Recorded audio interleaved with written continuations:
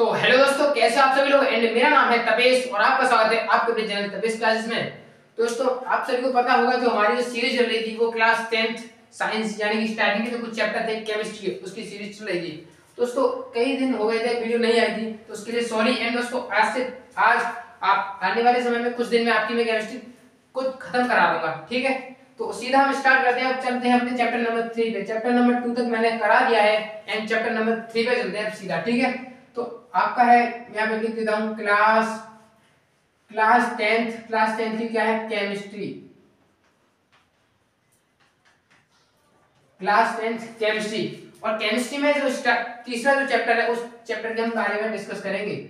Chapter 3, इसका नाम है धातु एवं अधातु। तो इसके बारे में हमें डिस्कस करना है। चैप्टर का नाम है हमारा धातु एवं अधातु। तो इसके बारे में हमें पढ़ना है। इसको बोलते हैं मेटल एंड नॉन मेटल। इसको क्या बोलते हैं, metal and non metal.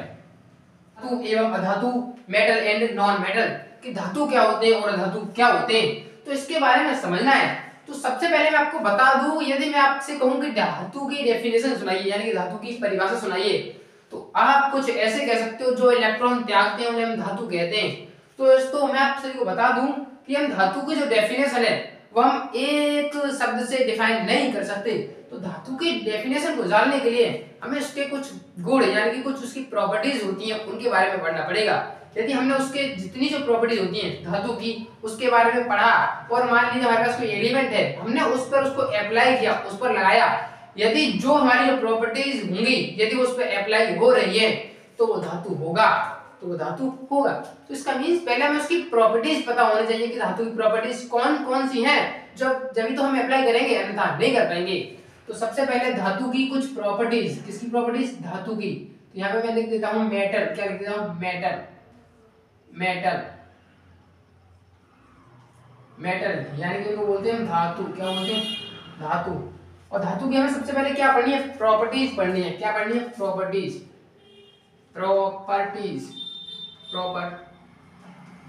Properties को हम हिंदी में बोलते हैं गुण। क्या बोलते हैं, गुण। तो सबसे पहले इसके हमें गुण पढ़ने हैं। यदि हमें पता पड़ जाए कि धातु के कौन कौन से गुण हैं, जो तभी हम अप्लाई कर पाएंगे कि उसका ये गुण इसमें अप्लाई हो रहा है तो वो सही है, तो वो धातु है, अन्यथा नहीं है।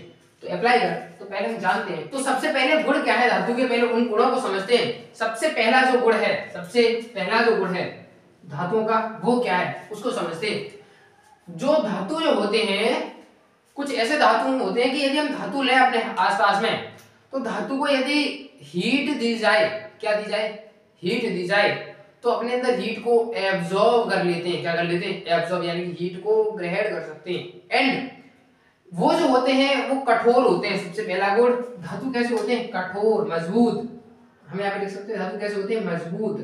और हम इसको ये भी तो लिख सकते हैं धातु कैसे होते हैं, कठोर। कैसे होते हैं, धातुएं कठोर होती हैं यानी कि ठोस अवस्था में ज्यादा धातुएं पाए जाते हैं।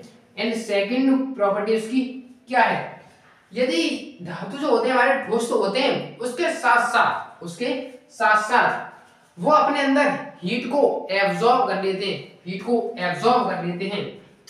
तो हम यहाँ पे लिखेंगे हीट को एब्जॉर्ब कर सकते हैं। हीट को यानी कि ऊष्मा को, किसको, ऊष्मा को क्या कर सकते हैं, ऊष्मा को ग्रहण कर सकते हैं। क्या कर सकते हैं, ऊष्मा को ग्रहण कर सकते हैं।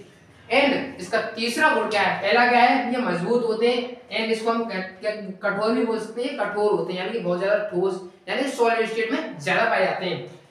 और देखो ये हीट को अपने अंदर ग्रहण कर सकते हैं, हीट को एब्जॉर्ब कर सकते हैं। एंड थर्ड प्रॉपर्टी इसकी क्या है, यदि देखिएगा ये हीट को एब्जॉर्ब कर सकता है। मैंने क्या कहा कि मान लीजिए ये मार्कर है, मान लीजिए ये लोहा है, क्या है, लोहे का मार्कर है। यदि मैं इसको हीट दूंगा तो ये जो है अपने अंदर एब्जॉर्ब कर लेगा यानी कि हीट को एब्जॉर्ब करेगा, तो ये ग्रहण कर लेगा, हीट को ग्रहण कर लेगा। फिर यदि हम इस पे हथौड़ा मारें, क्या मारें, हथौड़ा, तो इसको पतला किया जा सकता है यानी कि इसको ताना जा सकता है। तो इसका मींस धातुओं के अंदर तन्यता का गुण होता है। इसका किसका होता है, तन्यता। जो तन्य का गुण होता है उसको हम क्या बोलते हैं, तन्यता बोलते हैं। समझ में आया होगा। यदि यह तन रहा है, क्या हो रहा है, तन रहा है, तो इसका मतलब इसको हम पीट कर इसकी चादर भी बनाई जा सकती है। और धातुओं का पीट कर उसकी चादर बनाना, उस गुण को बोलते हैं आघात वर्धनीय। क्या बोलते हैं? उस गुण को बोलते हैं आघात वर्धनीय। क्या बोलते हैं? आघात वर्धनीय। तो मैं आशा करता हूँ ये समझ में आ रहा होगा आपके। एंड अगला प्रॉपर्टीज उसकी क्या है, तो हमें सभी प्रॉपर्टीज के बारे में पढ़ना है। सबसे पहला गुण, मजबूत होते हैं, बहुत ज्यादा मजबूत, बहुत ज्यादा मतलब उसका मजबूत का मतलब यहाँ पे कठोर से है। और ये ऊष्मा को ग्रहण कर सकते हैं। इनमें तन्यता का गुण पाया जाता है। ये आघात वर्धनीय होते हैं। एंड हमें और भी गुण पढ़ने, जैसे आप देखिए धातु जो होते हैं, यदि धातुओं को ऐसे करके मारा जाए आपस में या कुछ दिया जाए तो वो जो है ध्वनि उत्पन्न करते हैं, यानी कि आवाज उत्पन्न करते हैं। समझ में आया होगा आपको? तो उस गुण को हम बोलते हैं, जो धातुओं की जो ध्वनि जो उत्पन्न होती है उस गुण को बोलते हैं ध्वनिक। क्या बोलते हैं? ध्वनिक। धातुओं में आपस में ध्वनि को क्या बोलते हैं? ध्वनिक। तो ये कुछ धातु प्रॉपर्टीज दिखाते हैं। ये सभी जो धातुओं की कुछ क्या है? गुण हैं। एंड एक गुण और सुन लीजिएगा, धातु और क्या कर सकते हैं? ये तो धातुओं के कुछ गुण हो गए। मजबूत का मतलब तो आप समझ रहे होंगे, बहुत ज्यादा कठोर, यानी कि मजबूत होगा, उसे आसानी से नहीं तोड़ा जा सकता। एंड हीट को, ऊष्मा को क्या कर सकते हैं? वो एब्जॉर्ब कर सकते हैं अपने अंदर। तन्यता, यानी धातुओं का तन्ने का गुण तन्यता कहलाता है। आघात वर्धनीय, यानी धातुओं को पीट कर उसकी चादर बनाना आघात वर्धनीयता कहलाता है। और ध्वनि का मतलब होता है आवाज, यानी कि किसी में यदि धातु को आपस में टकराए या किसी में मारे तो ध्वनि यानी कि आवाज यानी कि साउंड उत्पन्न करते हैं। और नेक्स्ट पॉइंट जो कि इंपॉर्टेंट है आपके आगे के लिए, धातु इलेक्ट्रॉन को त्यागते हैं। आगे के लिए बता रहा हूं मैं दोस्तों। धातु यहां पे लिखा है धातु इलेक्ट्रॉन। क्या लिख रहा हूं मैं? इलेक्ट्रॉन। इलेक्ट्रॉन्स को त्यागते हैं। धातु क्या करते हैं? इलेक्ट्रॉन को त्यागते हैं। और वो कैसे त्यागते हैं वो आपको आगे डिस्कस करेंगे। ठीक है, तो आपके मैं ऐसा करता हूँ कि समझ में आया होगा। एंड इसके कुछ एग्जाम्पल भी लिखिएगा कि धातु के कौन कौन से गुण होते हैं जो शरीर में पाए जाते हैं। सबसे पहला बेस्ट एग्जाम्पल बता रहा हूँ, उसको सुनिएगा। एग्जाम्पल, इधर क्या लिख रहा हूँ? एग्जाम्पल। इसका मीन्स होता है एग्जाम्पल गिवन। यहाँ पे मैं इजी लिख दूं तो इसका मतलब है एग्जाम्पल गिवन, मतलब उदाहरण दिए हुए। तो उदाहरण देखिए, धातु आपको पता होगा जो आपकी जो पेरियोडिक टेबल है वो 3 भागों में बटी हुई है। कुछ धातु है, कुछ अधातु है, कुछ उपधातु है, ऐसे करके कुछ है। तो मैं लिख रहा हूँ, देखिए एजी, इसको हम बोलते हैं चांदी यानी कि सिल्वर। ठीक है, और एयू ये भी क्या है? ये सोना, गोल्ड। और अगला कॉपर, ये भी धातु होता है, बहुत अच्छा। एंड आयरन, ये भी धातु, जिंक धातु आदि, ये सभी क्या है? ये सभी धातुएं हैं। ठीक है, तो मैं आपको बता दूं, अब मैं आपको कठोर की बात कर रहा था। तो देखो समझो, ये जो चांदी होती है, क्या चांदी बहुत ज्यादा मजबूत होती है। देखो सोना ये भी मजबूत होता है, कॉपर, जो कॉपर के जो तार होते हैं वो भी मजबूत होते हैं, लोहा आयरन यानी वो भी मजबूत होता है, और जिंक भी मजबूत होती है। क्या देखिए, ये अपने अंदर चांदी जो होती है उसके अंदर हीट थोड़ा गर्म करे ऐसा तो नहीं है वो जल जाती है तुरंत, नहीं। इसका मतलब वो हीट को एब्जॉर्ब कर सकती है अपने अंदर, ये क्षमता है। और यदि हम गर्म करें तो उसको ताने तो उसको आसानी से नहीं, मतलब कुछ मारे उसमें हथौड़ा, उसको जब ताने तो उसको ताना भी जा सकता है आसानी से। आघात वर्धनीय यानी कि पीट कर उसकी चादर बनाना आघात वर्धनीय कहलाता है। ध्वनिक, यदि हम धातु को आपस में मारे तो वो ध्वनि उत्पन्न करते हैं। एंड अगला, धातु जो होते हैं ये सभी इलेक्ट्रॉनों को त्यागते हैं। तो मैं करता हूं आशा कि आपके समझ में आया होगा। तो ये आपके समझ में आएगा। अब कुछ इनमें कुछ ऐसे केस बन जाते हैं कि नहीं होते, मतलब ये धातु भी हैं पर लेकिन इनको फॉलो नहीं करते, वही एग्जाम में आपके आते हैं, समझिएगा। सबसे पहले हम तन्यता के गुण के बारे में पढ़ लें, मतलब बहुत अच्छा सा एग्जाम्पल है तन्यता। बात आती है फिर सबसे ज्यादा कौन तनता है, सबसे ज्यादा मतलब। और हाँ दोस्तों, एक पॉइंट और रहेगा इसमें, ये वाला 7 नंबर याद रख लीजिए। यदि देखिए आपने देखा होगा मतलब चांदी को, सोना, कॉपर, ये सभी जो है इनमें ये विद्युत के चालक होते हैं। इसका मींस इनमें करंट आता है। क्या होता है? इनमें करंट आता है। तो ये विद्युत के कैसे होते हैं? ये विद्युत के चालक होते हैं। ये कैसे होते हैं? विद्युत के चालक होते हैं। चालक को हम सुचालक भी बोलते हैं। चालक को हम क्या बोलते हैं? सुचालक।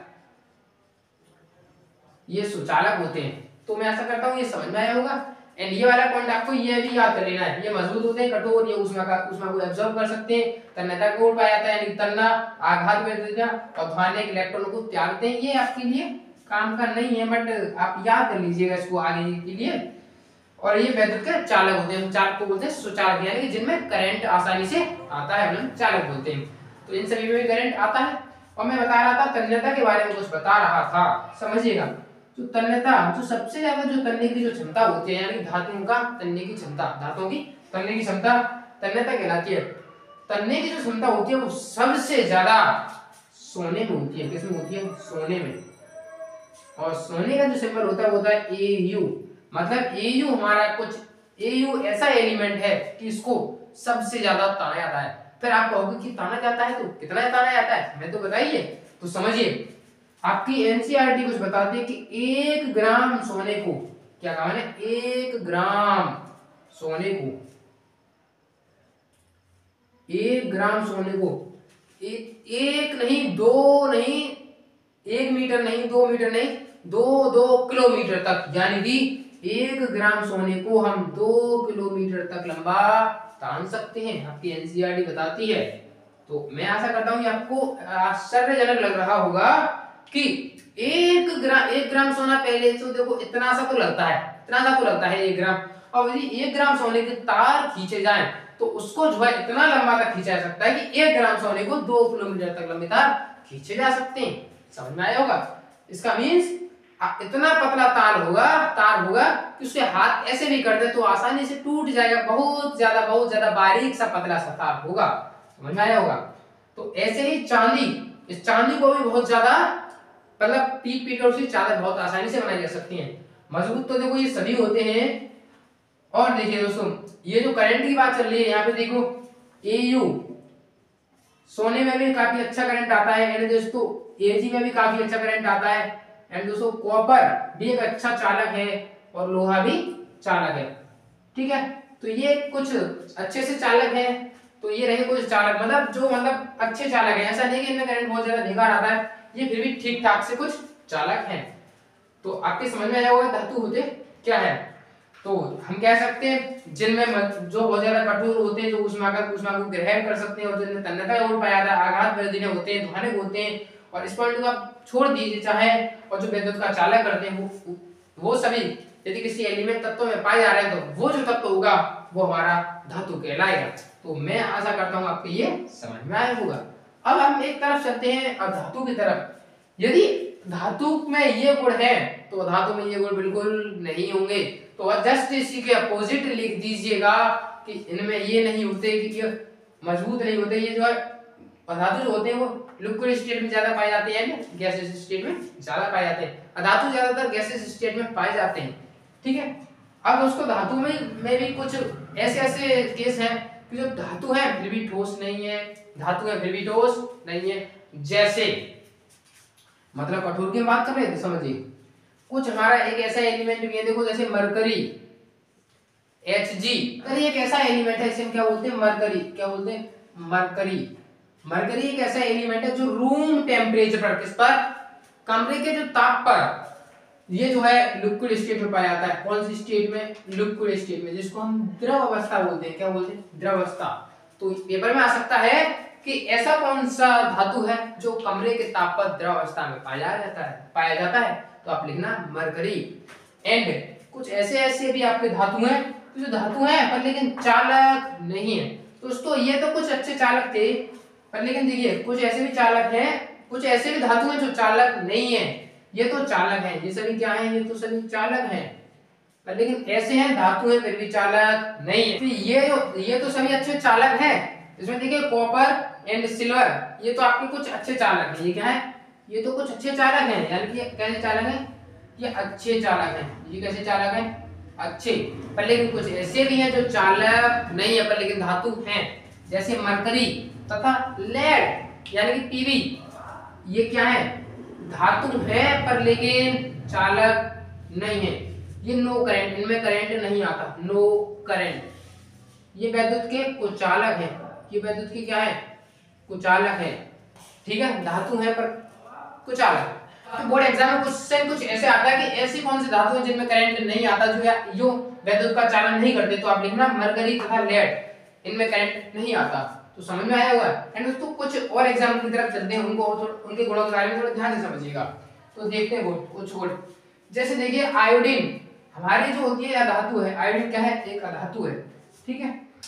और पहले इसके बारे में समझ लो कि जो ध्वनिक और आघात प्रतिरोधक तन्यता मजबूत, देखो अभी, और मैंने ये गुण है ना विद्युत का जो चालन करते हैं, ठीक है।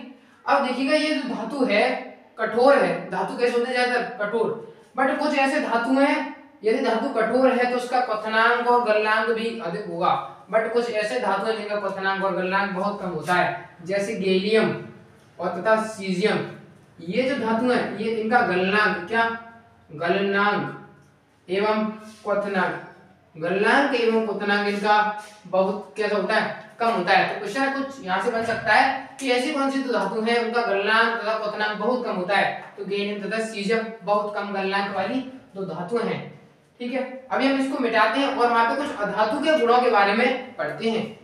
और एक दो प्रॉपर्टी और समझ लीजिएगा धातु की, जैसे आपने पीरियोडिक टेबल यानी कि आवर्त सारणी में पढ़ा हो, ऐसे कुछ करके कुछ ध्यान से देखिएगा, मैं आपको भी याद कराता हूं। जैसे ये होता है हलीना के रब से फरियाद, इसको हम कुछ ऐसे बोलते हैं, hydrogen lithium sodium potassium rubidium caesium francium, ठीक है, इसको हम कुछ ऐसे बोलते हैं। और यहाँ पे होता है बेटा मांगे कार स्कूटर बाप राजी, तो होता है barium magnesium, barium magnesium calcium strontium barium radium, ठीक है। इसमें जो पहली लाइन जो होती है आवर्त सारणी में, जो पहली जो लाइन है ऐसे करके पहला जो ग्रुप है उसको हम बोलते हैं, ये धातु है, इसको छोड़कर हाइड्रोजन को छोड़कर ये सभी धातु हैं। और बाकी जो पहली लाइन की जो धातु है इनको हम क्षारीय धातु के नाम से जानते हैं, इनको हम किसके नाम से जानते हैं, क्षारीय धातु, इसको बोलते हैं क्षारीय धातु। एंड जो सेकंड जो लाइन है इसको हम बोलते हैं क्षारीय मृदा धातु, क्या बोलते हैं, इसको बोलते हैं क्षारीय मृदा धातु।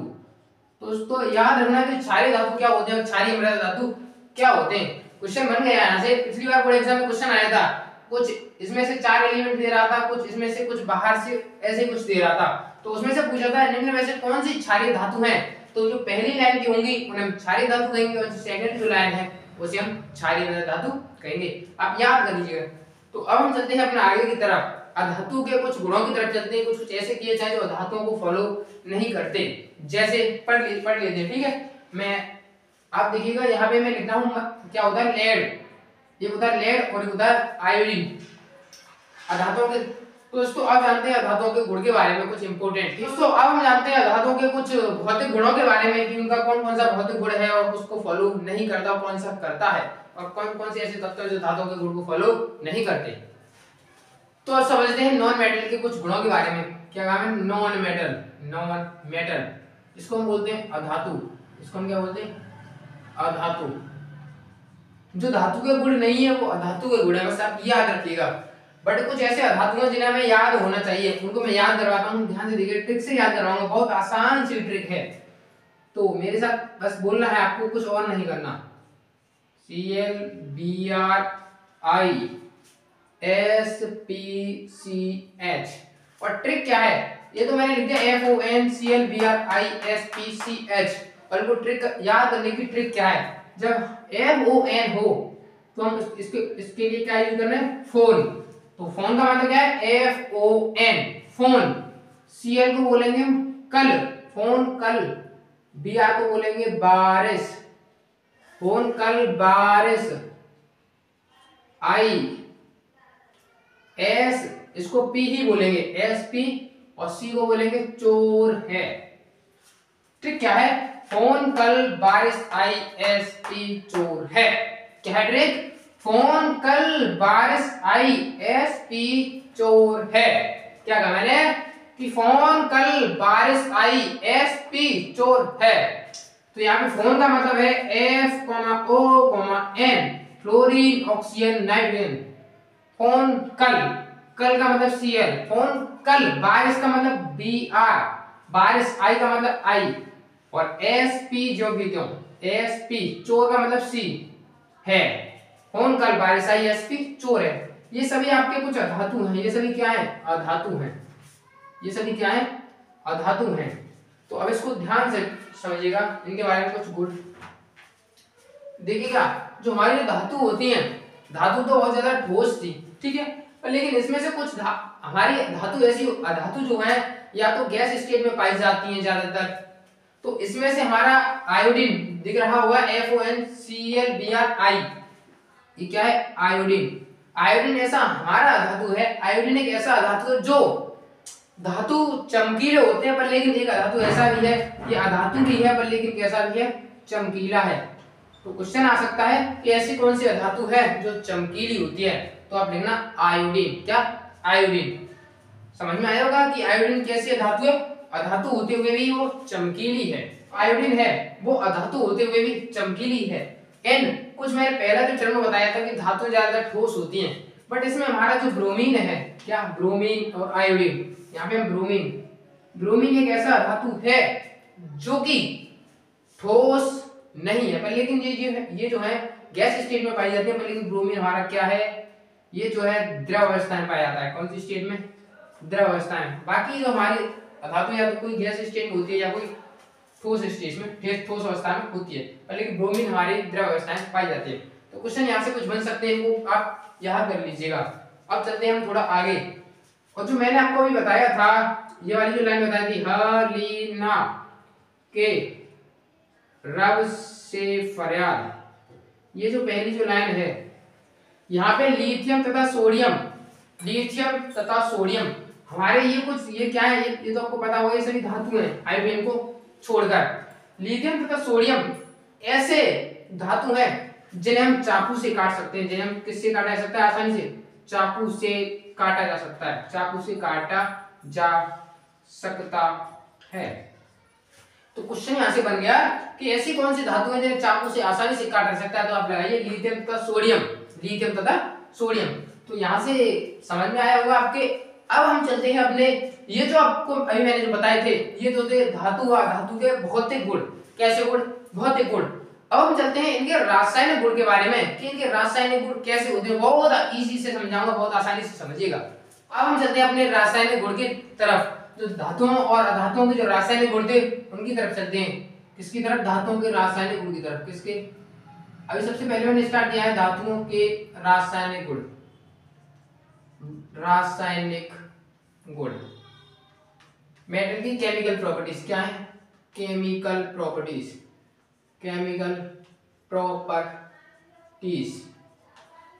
किसकी केमिकल प्रॉपर्टीज है? मेटल की कुछ केमिकल प्रॉपर्टीज हैं, उनके बारे में ध्यान से समझिएगा। सबसे पहले मैं यदि कोई मेटल लेता हूं, मेटल मैंने ले लिया, कोई Zn ले लिया, ये भी एक धातु है, ठीक है। ये जब मैं इसकी रिएक्शन कराता हूं ऑक्सीजन के साथ, तो यहाँ पे O2 लेना पड़ेगा। ऑक्सीजन का मतलब O2 होगा, ठीक है। हम O नहीं लेंगे क्योंकि O इसके बाद नहीं होता। जब हम धातु की रिएक्शन कभी ऑक्सीजन के साथ कराते हैं तो धातु ऑक्साइड बनाता है। क्या बनता है? वहां पे धातु ऑक्साइड बनता है। अब इसको बैलेंस करना बहुत आसान है। यहाँ पे भी 2 है तो इसका 2 करने के लिए यहाँ पे 2 का मल्टीप्लाई और इधर भी 2 का मल्टीप्लाई। तो ये हो गया हमारा सबसे पहली रिएक्शन। क्या होगी जब भी हम किसकी रिएक्शन करवाते हैं? किसके साथ? पहली रिएक्शन क्या है? धातु की रिएक्शन। किसकी रिएक्शन? धातु की रिएक्शन हो रही है किसके साथ? ऑक्सीजन के साथ। तो फॉर्मूला लिखते जाइएगा। जब धातु की रिएक्शन ऑक्सीजन के साथ कराते हैं तो क्या बनता है? धातु ऑक्साइड। तो क्या लिखोगे यहाँ पे? धातु ऑक्साइड। तो सबसे पहले फॉर्मूला क्या बन गया? तो धातु रिएक्शन करता है ऑक्सीजन के साथ तो धातु ऑक्साइड बनाता है। समझ में आया होगा। अब सेकंड रिएक्शन की तरफ चलते हैं। जब यदि हम धातु ऑक्साइड की रिएक्शन करवाएं अम्ल के साथ तो समझते हैं। मान लीजिए मैंने ZnO ही ले लिया, अब इसकी रिएक्शन करवा रहा हूं मैं अम्ल के साथ। किसके साथ? HCl के साथ। अम्ल है तो ये क्या बनाएगा? तो ZnH को यहां से डिस्प्लेस कर देगा और ZnCl के साथ जाके जुड़ जाएगा। और ZnCl के साथ क्या बनाता है? ZnCl2 zinc chloride. अब H और O से हमारा एक मॉलिक्यूल बनता है जिसे हम कहते हैं वाटर, H2O। समझ में आया होगा। तो इसका फॉर्मूला हम कुछ ऐसे लिख सकते हैं। जब धातु ऑक्साइड, ये क्या है? धातु ऑक्साइड, यहां पे लिखेंगे धातु ऑक्साइड। धातु ऑक्साइड रिएक्शन करता है हमारा किसके साथ? अम्ल के साथ। जरूरी नहीं है कि हम हमेशा हाइड्रोक्लोरिक अम्ल ही लेंगे। यदि अम्ल के साथ रिएक्शन करता है तो क्या बनाता है? Zinc chloride. क्या है ये? Zinc chloride, zinc chloride plus क्या बन रहा है उधर, वाटर बन रहा है, तो यहाँ पे हम जल लिख सकते हैं। समझ में आया होगा? नहीं दोस्तों, यहाँ पे कुछ गलत हो गया कि जरूरी नहीं है कि हर रिएक्शन में जिंक क्लोराइड ही बनेगा। तो ये क्या है, एक लवण है। क्या है? लवण है। तो यहाँ पे हम क्या लिखेंगे, लवण लिखेंगे। ठीक है, तो ये क्या बन गया, एक लवण बन गया। तो सेकंड रिएक्शन ये खत्म होगी। ये आपके लिए बोर्ड के लिए बहुत ज्यादा इंपॉर्टेंट है, आप ऐसे करके याद रखिएगा।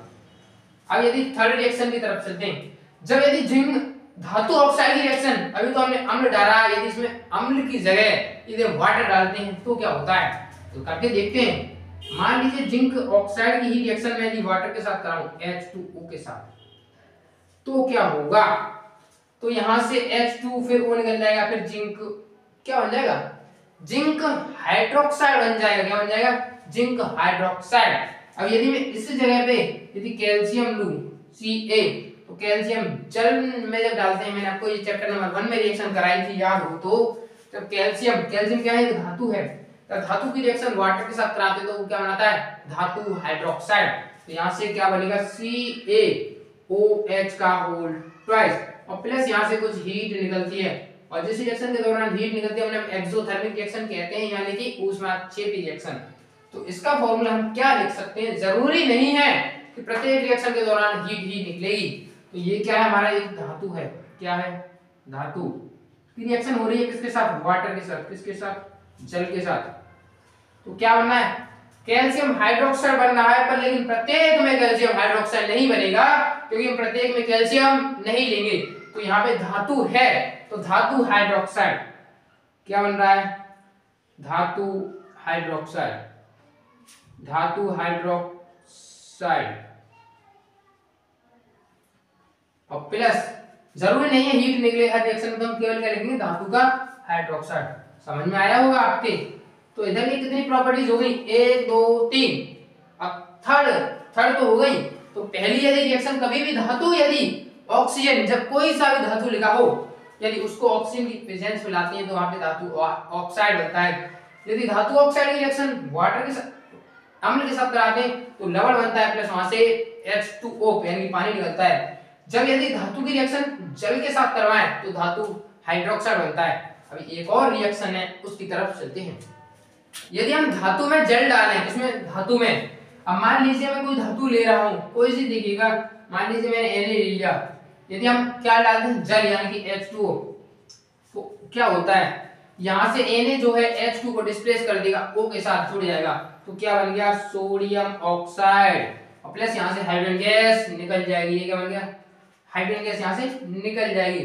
तो फॉर्मूला आप कुछ ऐसे लिख सकते हैं, क्या है, धातु, ध्यान से समझिएगा, धातु प्लस ये क्या है, जल, और क्या बन रहा है, धातु का ऑक्साइड, धातु ऑक्साइड, क्या है ये, धातु ऑक्साइड, और प्लस यहां से हाइड्रोजन गैस, क्या है ये, हाइड्रोजन गैस। तो समझ में आया होगा आपके? ये हो गई यहाँ पे रिएक्शन कंप्लीट। आपकी जो रिएक्शन थी चैप्टर नंबर 3 में, धातु की अभिक्रिया, किसकी, धातु की अभिक्रिया, धातु की केमिकल प्रॉपर्टीज, केमिकल प्रॉपर्टीज होती है यहाँ पे खत्म। कितनी है केमिकल प्रॉपर्टीज, 1 2 3 4। तो मैं ऐसा करता हूँ आपकी ये चीजें समझ में आई होंगी, धातु की रासायनिक गुण कैसे होते हैं। ठीक है, अब मैं चलता हूँ आगे कि धातु किस तरीके से रिएक्शन करता है। ये तो रिएक्शन थी, पर लेकिन जब कुछ वाटर के साथ करता है तो और कुछ रिएक्शन होती है वहां पे अजीब तरीके की। तो पहले आप समझिएगा, जब यदि सोडियम वाटर के साथ रिएक्शन कर रहा है तो बहुत आसानी से कर लेता है। यदि इसी रिएक्शन को हम पोटेशियम के साथ करवाएं, किसके साथ, पोटेशियम के साथ, तो तब भी बहुत आसानी से कर लेता है। पर लेकिन यदि इसी रिएक्शन को हम एल्युमिनियम के साथ करवाएं या मैग्नीशियम के साथ करवाएं तो बहुत आसानी से नहीं होती। वहां पे हम वाटर जो है यहाँ पे सॉलिड फॉर्म में ले तो भी हो जाती है, पर लेकिन यदि हम एल्युमिनियम के साथ यदि वाटर को सॉलिड फॉर्म में लें यानी कि आइस फॉर्म में, तो वहां पे रिएक्शन आसानी से नहीं होती है।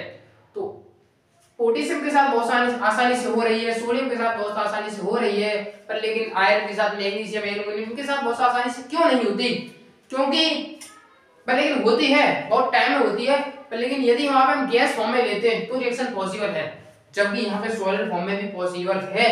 यहाँ पे हम सॉलिड फॉर्म में ले रहे हैं तब भी पॉसिबल है, पर लेकिन मैग्नीशियम, एल्युमिनियम के साथ लेते हैं तो पॉसिबल नहीं है, बहुत आसानी से नहीं होती।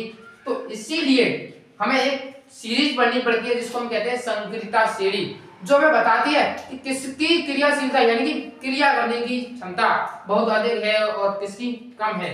तो उसी सीरीज को हम पढ़ेंगे अभी, और उसी सीरीज को हम कहते हैं संक्रियता श्रेणी, यानी कि उसको हम बोलते हैं संक्रियण श्रेणी। तो पहले इसको नोट कीजिएगा, अब मैं संक्रियण श्रेणी की तरफ चलता हूं।